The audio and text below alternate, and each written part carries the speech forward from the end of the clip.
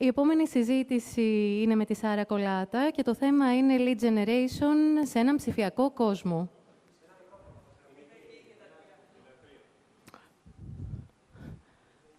I have 3 of them. There you go. You're welcome.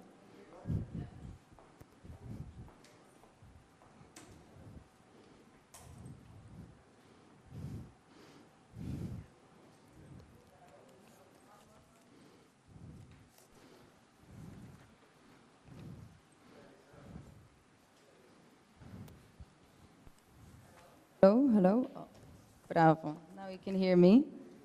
So, yeah, actually, I love this topic. I already told you I'm fascinated by business, but digital transformation kind of stands for what you do online in order to put your name out there. And there is a lot of different things that are important nowadays for positioning. And lead generation is one of those things that not everyone fully understands what it's about. But I really think that in today's society and the technological age that we live in, it's extremely important. So let's move to my presentation.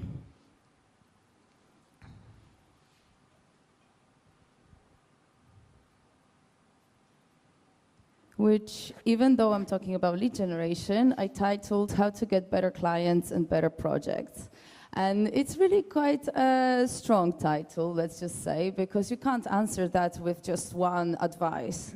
But we will deep dive into digital transformation secrets, and I really hope to light some light bulbs in your head about this. But when we really look at this topic, how to get better clients and better projects, we have to give ourselves an opportunity of a choice. That's the most important thing. And so that choice comes, first of all, from numbers. Therefore, in business, everything is a number, and just like we talked now about numbers and money, you have to give yourself possibilities, and you need to have a really good in-look into those numbers, right? So the same comes with marketing. Actually, can I have to control my presentation better? Thank you.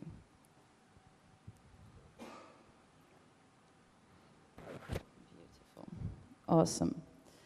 So, what is lead generation and why should you care about it? I am really as brave as to say that if you get lead generation right, you have 50% of success. And lead generation is really nothing more but bringing in those numbers into your business. In the past, we did that through word of mouth. You know, there's a lot of different methods that are known to us about how to acquire clients. But nowadays it's easier. It's much easier through social media and a lot of other things that you can do online. So get it right and you have 50% of success already in your pocket. But first and foremost, let's talk a little bit about the people that you serve with your projects. We did mention already today how important it is to know your client and to know why and who are you working for? Who do you actually want to serve with your architecture? But once in some sort of business event, I saw this example and I really loved it.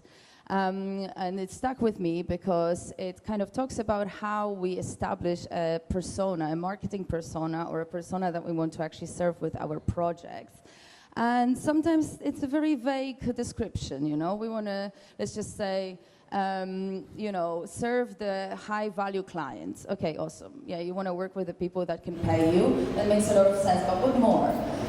Do you know perhaps enough about that person to know how to identify that person, either in a real-life scenario or online? And this is where it gets really important, because you should be able to have those answers.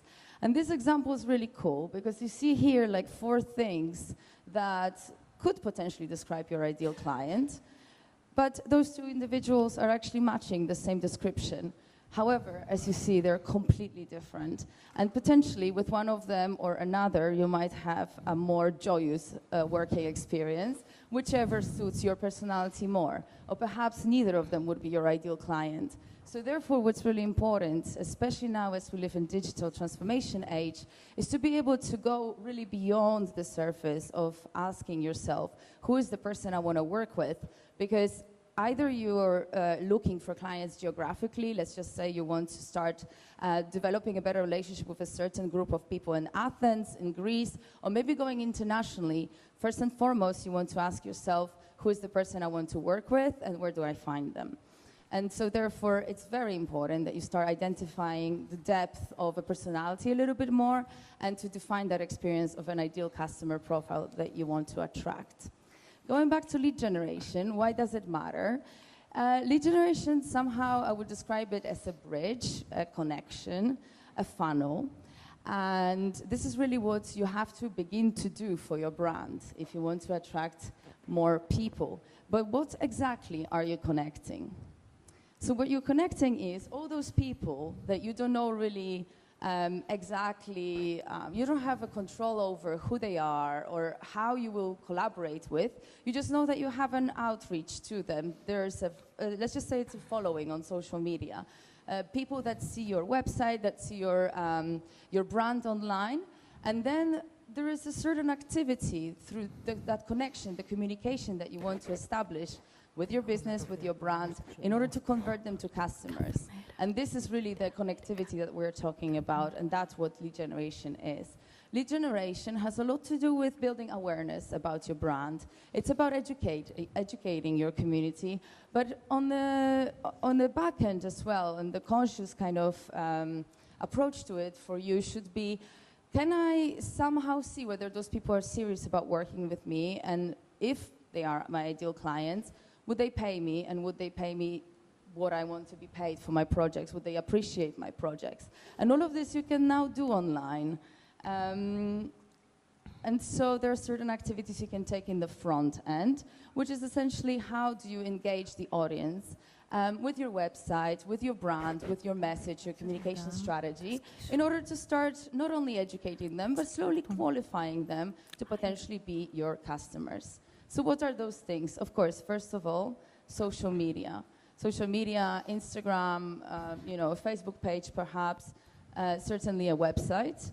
There are different activities that you can do, like putting yourself out on conferences, lectures, events where you meet new people, they hear something about you, and then they have a possibility to potentially either decide to follow you or check out your services already on the website. Other things you can do, write books. If you publish them, they will be available in bookstores. Someone can pick up that book, read it, and find out about you in that in that way. And then, of course, public relations, publications, radio, TV, anything else that you can do to get your brand out there, regular branding. All of this is on the front end. But what happens on the back end is something that you have to ask yourself, is really the buying cycle of a typical architecture client, which, you know, in many ways, it's not like buying seasonal shoes. It's not like autumn comes and they decide, oh, I'm just going to build a house. A lot of times it relates to a moment in their lifetime that perhaps somehow, you know, influenced either taking a mortgage, getting married, you know, maybe getting divorced, wanting to downsize, upsize. And the same with corporate clients, like developers.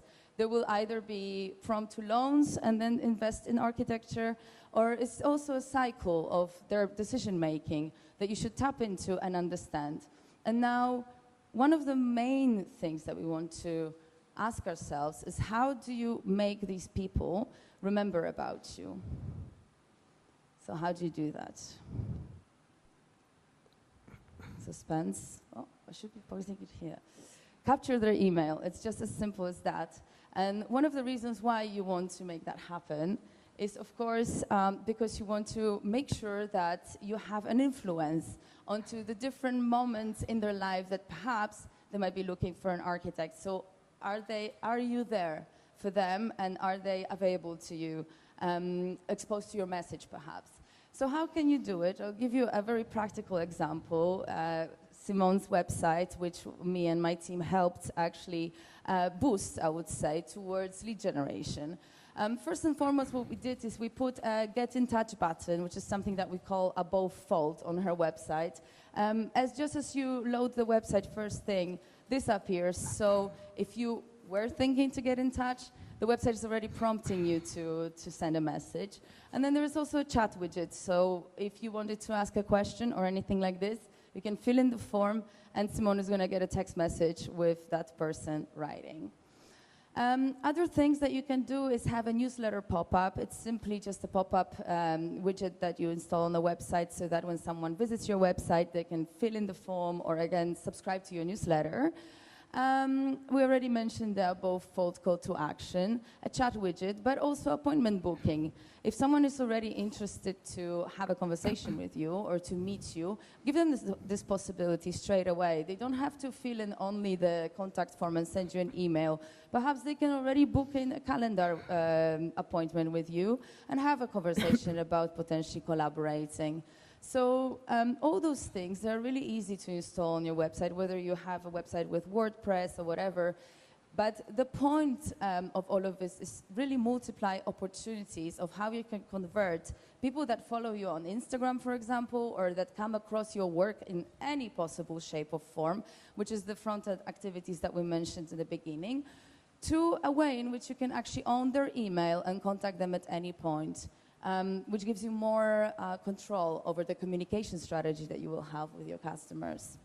And so nowadays you can automate it all, and it can actually be linked to your mobile so that when someone texts you or calls you or fills in a chat widget, whatever, you just get a notification through a CRM system. And most of the CRM systems nowadays do that. So I'm not going to be promoting any particular products. I'm just saying it's something worth looking into, the automation side of things. Okay, great. So let's just say you did that and you start gathering the contacts. And what's next? And this is where the newsletter comes in place, or a more solid communication strategy with your client. And what it really gives you is an opportunity to build trust, to tell something about yourself, to tell a story. Storytelling is a very powerful tool because we want to be approachable, we want to be human, but we also want to communicate what we can do for people. So you want to make sure that you, first of all, remember about their buying cycle. If they're not in their buying decision today, they might be in a year. So how do you make sure that you stay in touch with them? Of course, through being in touch, sending a newsletter. So it's something I think that is very important for architecture practices to nourish nowadays, and it can be an incredibly, like a tremendous tool for telling your story and getting people to remember you, to trust you, to know how to get in touch with you if they wanted to, if they were interested, for example. Also, that they know exactly what you can do for them. Because sometimes your portfolio doesn't necessarily communicate whether or not a specific project is something that you want to keep working on or you want to attract. So working on your communication and marketing in this way can really help. And then, of course, to know if you are the best fit with this customer. And, of course, be honest. Something that I come across really often, and I ask potential clients and people I meet through different walks of life, how do you keep in touch with your customers or potential customers? And a lot of people tell me WhatsApp. And I cannot believe it. I mean, if you have, I don't know, an event you go to and you meet 20 people, out of which potentially, I don't know, 1 or 2 within the next few years can become your client, how are you going to remember to WhatsApp them, I don't know, in 6 months' time? I mean, it's impossible. So ditch that and start believing more in automation and technology, because it can really do wonders for you. And unfortunately, it's a big mistake that people are making in architecture. So what matters? First of all, what matters is to nourish your audience. Knowing your moment, what that really means is know when to tell a certain part of a story and to build a suspense or to present different aspects about yourself. And you can also evolve within this storytelling to teach more about, to teach the customers or the followers or the potential customers more about yourself, but in the same time to give good opportunities for people to get involved. So identify key projects perhaps that you want to work on and communicate that in your newsletter. Every now and then giving an opportunity to call out for that particular project and that particular client and saying, hey, if this is you, get in touch with me this week, get in touch with me now. So know your moment, give opportunities, it kind of feeds into what I just described. Educate, very important. Especially, don't forget about telling people about the methodology that drives your design practice. There is a lot of things we care about as designers, and it's not just the aesthetics. We want to change the world, maybe we want to be more sustainable, maybe we care about people, places, whatever it is. Make sure that you tell that, because sometimes a person might not be extremely attracted to your aesthetic, but they will be attracted to what you represent or who you are or your message. And that can be a very powerful way to connect with a potential customer. So don't forget that having this kind of influence on people really allows them to get to know you better and to see who you truly are and what you care about. Make sure that you tell them how to work with you, whether it's, booking a call with you or coming into the office. You can invite them to do that too. But just make sure you say it, because sometimes people are just too timid, and if they are not called to do something, they'll just read it and they'll never engage with your message. Give people purpose. That, again, goes back to the methodology. If you share your passion and you say what matters to you, they will connect with it and they will find more purpose behind working with you. Inspire, of course, that doesn't need explanation, and help people imagine exactly what you can do for them, what you can build for them. So that's where the communication of your portfolio comes in play. So nice, that's all great, but I'm sure, and maybe you had this experience, or you have known of an experience of building a website and then out of a sudden there is no one visiting this website, and it just sort of wanders around in this universe of websites, but actually there is no traffic, what we call in marketing, but actually visitors on your website. So it's true, I don't want to leave this presentation without saying that you need to do some promotion, and you need to make sure that you target the right type of audience, and you don't just leave your website standing there. Because if you start a business and you build a website, it's not everything. And your numbers potentially say a lot about how many people visit your website. So you need to make sure that you promote yourself, promote the website, not only through all the front-end activities that we mentioned, which is, getting published in different papers, or speaking, maybe book writing, social media, all that stuff, but also putting some attention to this, and I'm sure your marketing team can help. Digital targeting is easy. Building communities, being part of communities, especially communities that you want to influence. So maybe your geolocation community, the type of economic or intellectual community you want to influence. All of these people to be exposed to your website. Scrapping competitions, what that means is looking at the people that follow your competition. You can see that on social media, and perhaps trying to position yourself more in front of these people too. Especially if you aspire to get those type of customers, you want to ethically also hack your competition. And it's something that there's a lot of different tools, digital marketing tools online that can help you do that. LinkedIn outreach is simply looking for your customers on LinkedIn and contacting them through a chat widget. There is also tools that can let you do that on automation. Networking, this is something that we're familiar with as architects. Traditional promotion, leaflets, perhaps going to events. Social media trends. Right now, for example, it's really hot to do reels, so just keep an eye on it and try to use it for your business. Cold calling sometimes is a great method. People in architecture are kind of afraid of it, but I think it works very well, and it can also tie into this whole system of lead generation really well. And then digital business cards, which is QR codes. So if you do meet people, just scan their LinkedIn, for example, so that you can add them through a QR code. Don't forget about that technology, because it really helps. Just really quickly, are we running out of time? No, we have time, okay. So something I wanted to mention is that online, things don't really die. We think that certain activities that we do online, like posting something on Instagram has only a livelihood of a few hours and then people forget. But, it doesn't take much for a person to check you out on Instagram a few weeks later or a few months later and find the messages that you've been communicating through that social media profile, you know, a few weeks ago, perhaps. So there are two different ways in which you can engage with an audience. One is active, which is essentially you preaching about your brand, mentioning it, and doing all those things I've already talked about. And passive is just essentially allowing for all that information that is already put online to do its job. And it does a tremendous job, and I think that anyone who ever had bad press online can understand how powerful that is, because it's very hard to remove a bad piece of press from Google, for example, and we want to avoid it at all costs. So appreciate the positive press that you build about yourself on social media as well.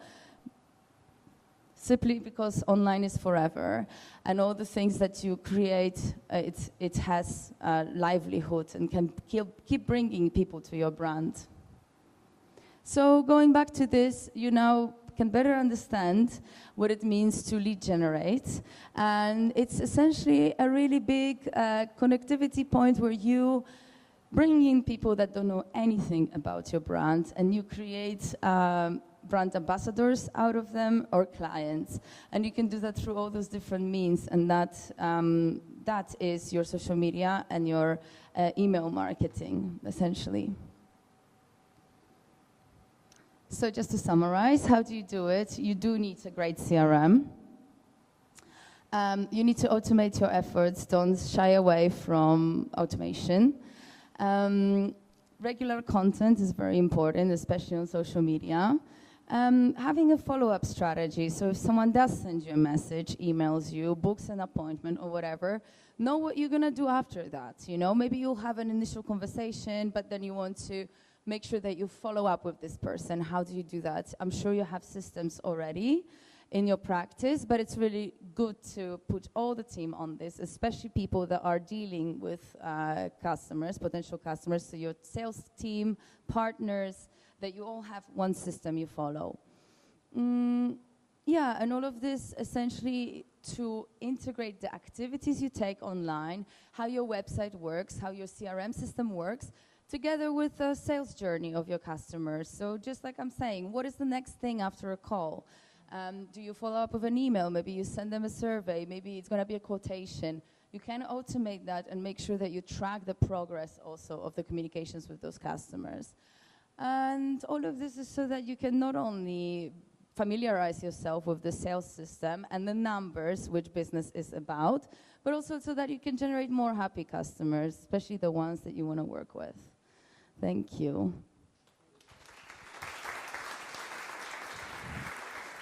So, this is really insightful. Do we have some time for some conversation? Yes, we do, I guess. I think. Good. And maybe we can also claim for some extra. Does anybody have some questions before I begin, because I have lots? Any questions for lead generation? Okay, I'll get started. I'm getting rid of this. So, typically, a lead is an email, am I right? Yeah, it can be an email. It's essentially anything that has that you can own in your database. That isn't just a follower or a number on your social media. A lot of times, the number of your email list can be a really good indication of potential interested customers, because they already signed up, so they want to know more about you. So yeah, that would be what we could consider a lead. So let's assume that I'm an email, and this means that I'm a potential customer.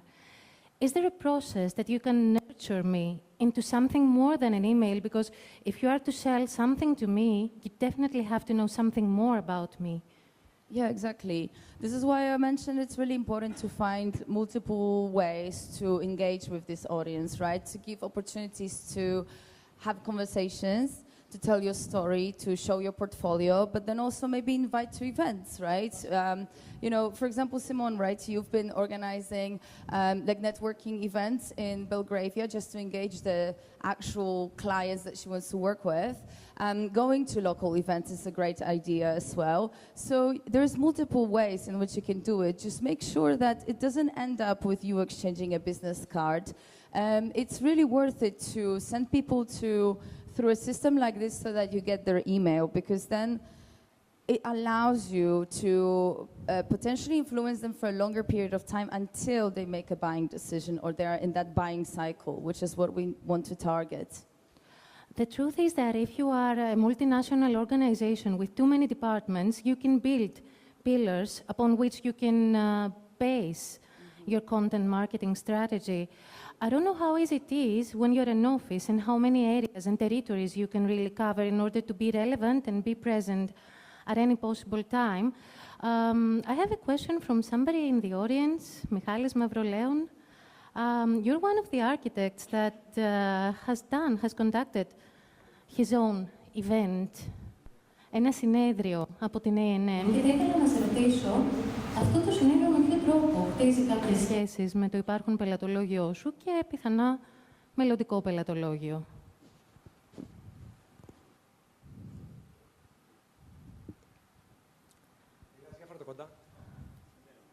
Δεν, οκ.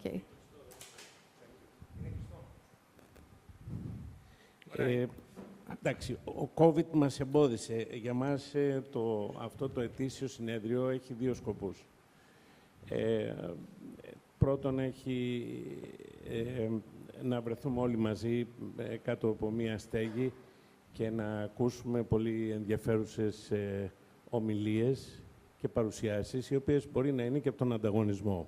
Έχουμε προσκαλέσει πολλές φορές άτομα από τον ανταγωνισμό μας. Παράλληλα, έχει και την ευκαιρία να βραβεύσουμε για προσπάθειες που έχουν κάνει τα παιδιά του γραφείου μας μέσα στο προηγούμενο χρόνο και δίνουμε, ας πούμε, τις βραβεύσεις αυτές που θεωρούμε απαραίτητες. Έχουμε 3 βραβεία το χρόνο, κάθε χρόνο δηλαδή. Και φέτος δεν τα καταφέραμε, όπως και πέρσι, να το κάνουμε λόγω του COVID. Επειδή του χρόνου γιορτάζουμε τα 40 μας χρόνια, σχεδιάζουμε κάτι λίγο πιο grande. Μέσα βέβαια στα επιτρεπόμενα, έτσι. Και εφόσον οι προϋπολογισμοί που λέγαμε προηγούμενα το επιτρέπουν, έτσι. Λοιπόν, θεωρώ λοιπόν ότι αυτό καταφέρνει να φέρνει την ομάδα μας κοντά, έτσι, και τα παιδιά να κάνουν bonding μεταξύ τους και ταυτόχρονα να έχουμε μια γιορτή από όπου βραβεύουμε και επίσης βραβεύουμε και αυτούς που έχουν κόψει το κάπνισμα, γιατί είμαστε γενικώς φανατικοί κατά του καπνίσματος, συγγνώμη για τους καπνιστές, και βραβεύουμε και χρηματικά, αλλά και με τιμή, ας πούμε, αυτά τα παιδιά που για 6 μήνες τουλάχιστον, έτσι, πριν από τη γιορτή, έχουν κόψει το κάπνισμα. Θέλω να ελπίζω ότι αν ήμουν στην ομάδα σου θα έβρισκες κάποιον άλλο λόγο για να με βραβεύσεις. Σε ευχαριστώ πολύ, Μιχάλη. Sara, taking as a basis what Michali said, I suppose that content marketing could be addressed to several audiences. Like, for example, we all think that our customers are our clients. But since we talk about business, our customers are also other stakeholders, like, for example, our employees, or even institutions and laws within a country that we want to press for change, and we can use content marketing. Have you seen the potential of growing this model for multiple stakeholders, customers, let's call them, and not just clients? Yeah, so I think a good example is to look at so this is something that we covered actually at Disrupt in May. We had a SOM talk specifically about the different well-targeted actions that they take in order to attract a very specific project. And so they might have a situation where maybe they have never built any airport. They know that they can do it and that they have some public projects that can back up an idea of creating a public project like this, but they don't have a specific part or project like this in their portfolio. So the way that they do it is through content marketing and essentially leading with expertise, talking about envisioning a reality where perhaps a solution like that was to come into the city, and how would they do it with visuals, with projects, with description in the article, and then really positioning that type of press strategically in order to target the right stakeholders, in which case it could be clients, but it could also be people that are mingling with clients or somehow involved in the decision-making of delivering a big project like this. And a lot of times that activity will take months. It can be anywhere between 6 to 12 months of building and warming up the audience and telling a story before they land a project like this. So I think that it's true, you can have social media with following from all over the world, but we're specifically talking about what you want to achieve. And if you want to have a very well-targeted action that will get you the results you want, you have to do it intentionally. From the very beginning, you have to do everything intentionally. And of course, it's a sea of a topic. I mean, we would have to get into software to discuss it properly. But there are activities that you can certainly put in place in order to make sure that if you put your message out there, whether it's through a publication or any other form, the minimum you get is the email address of people so that you can nourish them further on in the future. That's like the basic little secret of digital transformation that can make a big difference for you. And unfortunately, even though we live in a technological age, there's big businesses that don't use this method. And, you know, you might even have magazines that don't have a big mailing list, you know? So even though the readership is there, they're not doing this. And that happens everywhere, in big cities, in smaller places, especially with architects. So I think looking into this and being intentional is the key. Thank you very much, Sara. Any last questions for Sara before we proceed? Awesome. Thank you so much. I'll have more. We'll take it outside. Thank you very much.